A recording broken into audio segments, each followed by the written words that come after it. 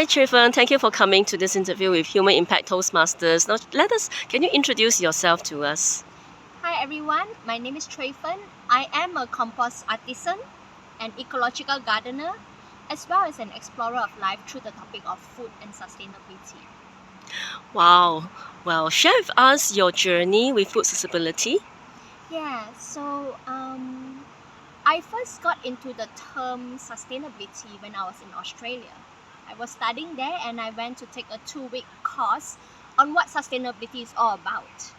And that course blew my mind because I realized that as an environmental scientist who cares a lot about nature, sustainability was more than nature alone. It was all aspects of our life.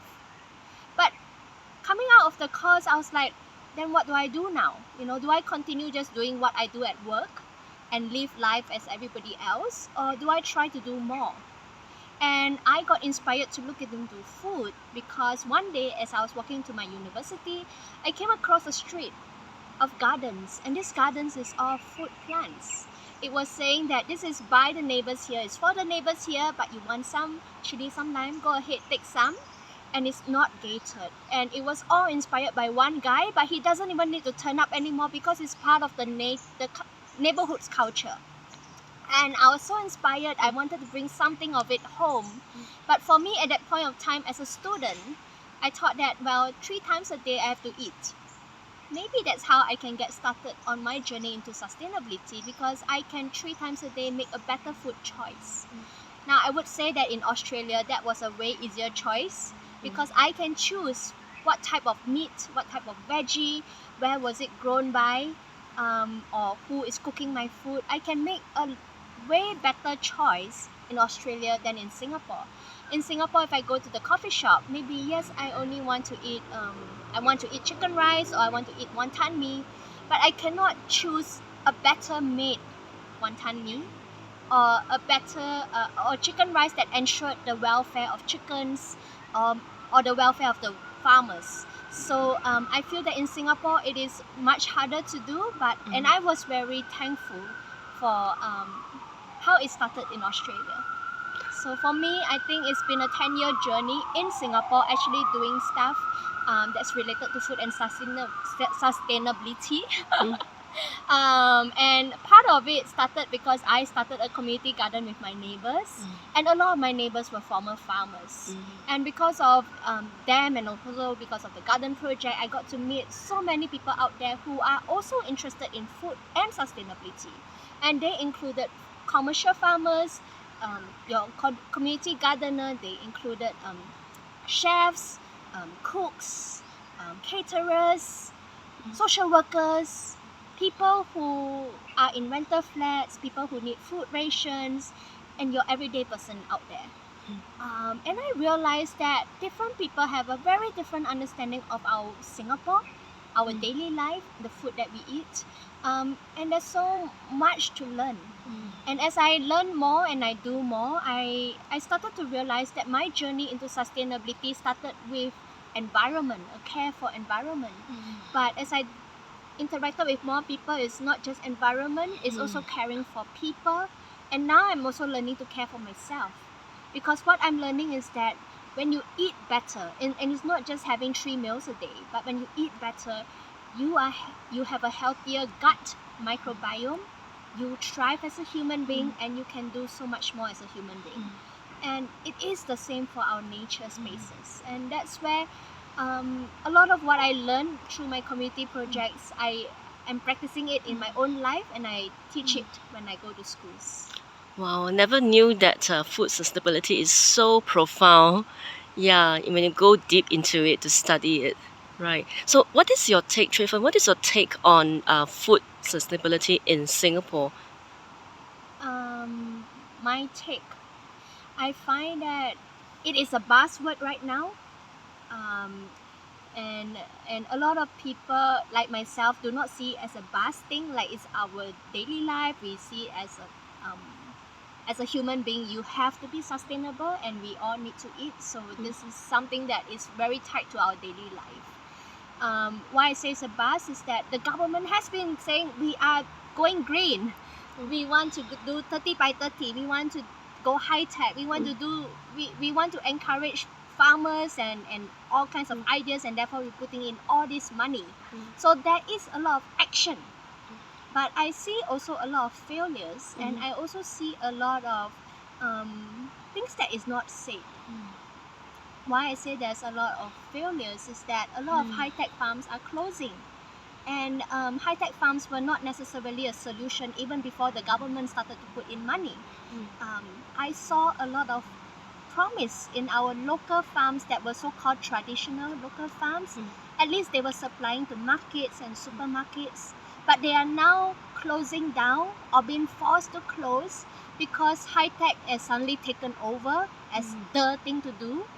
And also the government is taking back their land and not giving them what they need. So I've seen second generation farmers who actually saw their lives as farmers, but now they either have their farm overseas or they choose to change jobs like insurance agent, because you do need to make a living in Singapore.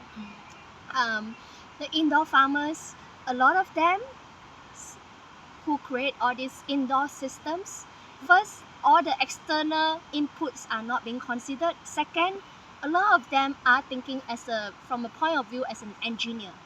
They may or may not actually have farming experience themselves. So I recently just visited a aquaponics setup in a so-called test bed lab. And yes, there is veggie growing. And yes, there is a lot of science that you can learn. But they cannot tell me whether the plant is healthy or not. They have no idea whether it is truly better. And they needed people who with knowledge, and yet the people with knowledge is losing their job opportunities, their career, and all that because of the policy in Singapore. But at the same time, having talked to people in policy, I do have some hope, because I knew that the tech part, they are looking at it from, yes, we need to feed people, and from feeding perspective, they were thinking of volume. People like myself, we care not just about volume, but also what you are eating. You know, is it nutritious? Is that really what we need to be healthy? And at the same time, I saw that they are planning towards Singapore being a city with edibles everywhere. So instead of the grass fields that we see right now, it could be all edible plants. Some people right now are always very cautious, like, edible landscapes, are you sure? Like, would people come in and wipe everything clean? Because, you know, we think that people are very kiasu, they would steal whatever that is part of, yes, Singapore's culture right now. But I think slowly we need to start to shift mindsets. We need to trust the people. We need to know that we can be better, do better. And edible landscapes totally work, because we won't be just be feeding the people, we'll be feeding the pollinators who also pollinate, who make sure that we get the fruits and the veggies and whatnot that you want to eat. Edible landscapes will help us make sure that the places we live in are healthier and better. And we would be able to grow plants that thrive in our region. Actually, what I realized is that we have so many edibles on our streets. Singaporeans, we are very food blind. We cannot see the edible, it's just another tree. But if you ask your friend from Laos, from Philippines, from Malaysia, they might tell you, hey, you know, this one, we used to steam fish, we make jam, we can do all kinds of stuff with it. And yes, you cannot forage in Singapore, but I think we need to have a better sense of what do we have here. If one day there is a crisis, or maybe there's no crisis, but the thing is, do you know where do you get food beyond what is in the supermarket? And can we broaden our knowledge and understanding of food beyond the few veggies that's on the supermarket shelves? I think if we can broaden our knowledge of what is in the market, and also start to look at what is already here, thriving here in our own spaces, we can truly be more sustainable, because we can then start to put that into our own diet, and we can start to have our own little real local economy going. And there can be so many wonderful things that can happen from there. Wow, thank you so much for your sharing. There's so much that we can do, in fact, looking around our environment and, knowing what can be grown, how we can actually create an edible garden within our little space as a little red dot. Thank you so much for this interview, Chun Feng. Yeah. Cui Feng. Yes. All right. Thank you so much for this interview, Cui Feng. Yeah.